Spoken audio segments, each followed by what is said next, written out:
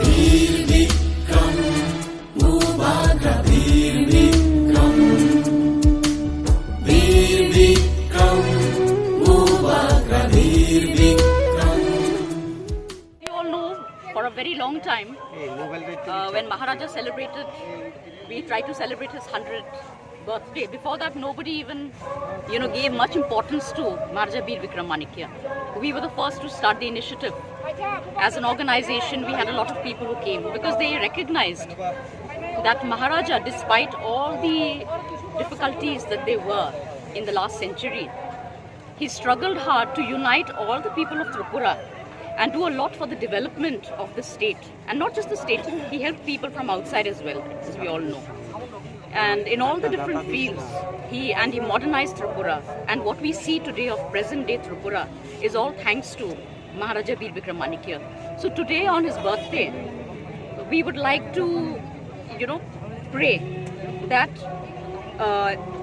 his name should go on for all the good work that he's done. And I hope this will be a message for all the people of the state to come together, to work together for the welfare of the people, because this is what Maharaja endeavored to do. His soul would be in peace if he knows that the people of Tripura are still together and they still love him and respect the family. So this is what I wish to say, and I wish everybody also a very happy holiday on Maharaja's birthday, because we are glad that today it's also a state holiday. Right. That is another thing we had endeavored for a long time, and we've achieved that. And I hope in the future we'll continue to follow this and become, one people and march together for progress of the state. Thank you. Manikya বাহাদুর আজকে আমাদের যে বুবাগ্রা প্রদ্যুৎ মানিক্য বাহাদুরের দাদু, তিনি আধুনিক ত্রিপুরার উপকার ছিলেন এই জন্য যে ত্রিপুরাটা কিভাবে রাস্তাঘাট থেকে শুরু করে টেকনিক্যাল এবং রেল লাইন সমস্ত কিছুর উনি চিন্তাধারা করেছিলেন, এবং তাও হয়েছে পরবর্তী সময়ে।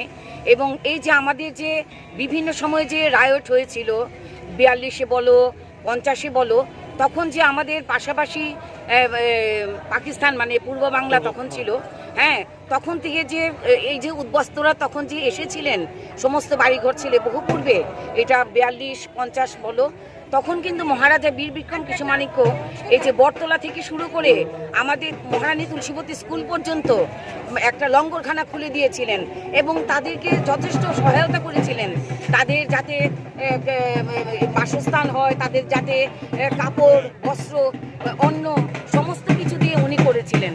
এরপর আপনারা তো জানেনই এই যে ভারতের সঙ্গে অন্তর্ভুক্ত, সেটা কিন্তু মহারাজা বীর বিক্রম অনেক আগেই চিন্তা করেছিলেন।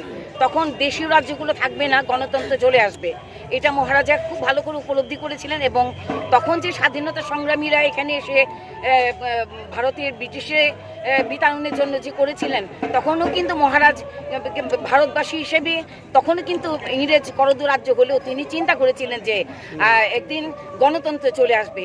তখন তিনি 1947-এ যখন মারা যান তখন টালমাটাল অবস্থা, তখন মহারানী কাঞ্চনপ্রভা দেবী এই 1949 সালে ভারতের অন্তর্ভুক্ত করেছিলেন।